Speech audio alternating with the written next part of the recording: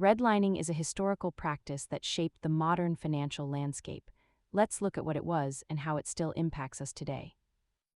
At its core, redlining refers to the discriminatory practice of denying mortgages or insurance to residents of certain neighborhoods, usually based on race.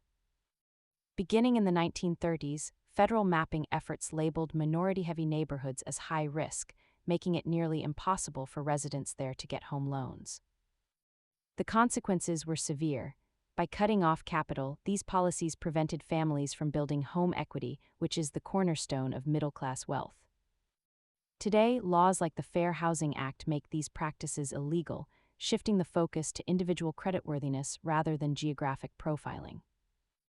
The legacy remains visible in the stubborn gap between homeownership rates, which still reflect the systemic barriers established decades ago. Recognizing this history helps us understand the current economic landscape and the ongoing importance of fair lending regulations.